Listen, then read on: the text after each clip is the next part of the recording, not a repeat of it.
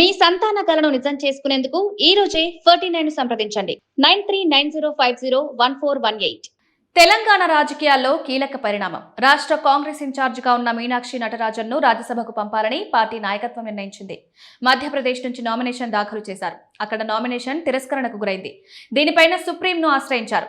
అయినా ఫలితం దక్కలేదు. మీనాక్షి నామినేషన్ తిరస్కరణ కేసు విషయంలో తెలంగాణ కాంగ్రెస్ నేతలపైన విమర్శలు మొదలయ్యాయి. దీంతో ఇప్పుడు అనూహ్యంగా తెలంగాణ నుంచే మీనాక్షిని రాజ్యసభకు పంపే కొత్త ప్రతిపాదన తెరపైకొచ్చింది. తెలంగాణ కాంగ్రెస్ పార్టీ వ్యవహారాల ఇన్ఛార్జ్ మీనాక్షి నటరాజన్ను రాజ్యసభకు పంపే మార్గాలపైన పార్టీ అన్వేషిస్తోంది. మీనాక్షి నటరాజన్ నామినేషన్ తిరస్కరణకు గురైన కేసు, కారణాలు, బీజేపీ తీరుపైన పార్టీ నాయకత్వం గుర్రుగా ఉంది.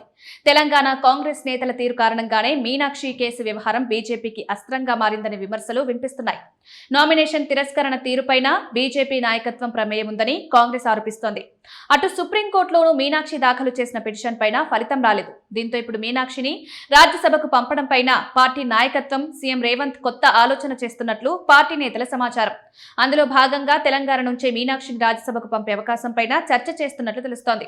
ప్రస్తుతం తెలంగాణ నుంచి 7 రాజ్యసభ సభ్యులున్నారు. వారిలో 4 కాంగ్రెస్ నుంచి, 3 బీఆర్ఎస్ నుంచి ప్రాతినిధ్యం వహిస్తున్నారు. వీటిలో ఏ ఒక్క సీటు 2 ఏళ్ల వరకు ఖాళీ అయ్యే అవకాశం లేదు. కాంగ్రెస్ నుంచి అనిల్ యాదవ్, రేణుకా చౌదరి, అభిషేక్ సింఘ్వి, వేం నరేందర్ రెడ్డి రాజ్యసభ సభ్యులుగా ఉన్నారు. 4 సిట్టింగ్ సభ్యుల్లో ఒకరు పదవీ త్యాగం చేస్తే మీనాక్షికి లైన్ క్లియర్ అవుతుందని పార్టీ నేతలు ఆలోచన చేస్తున్నట్లు తెలుస్తోంది. ఆ వెంటనే జరిగే ఉప ఎన్నికల్లో మీనాక్షిని రాజ్యసభకు పంపే అవకాశం ఉంటుంది.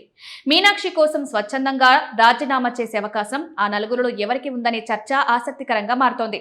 ఇందుకోసం సీఎం రేవంత్ కు సన్నిహితులుగా పేరున్న 2 పేర్లు ప్రచారంలో ఉన్నాయి. దీని ద్వారా పార్టీ నాయకత్వం వద్ద మరింత ఇమేజ్ పెరుగుతుందనే లెక్కలు తెరమీదకు వస్తున్నాయి. దీంతో తన ప్రతిపాదనపైన రేవంత్ రెడ్డి నాయకత్వం వద్ద చర్చించిన తర్వాత తుది నిర్ణయం తీసుకోనున్నారు.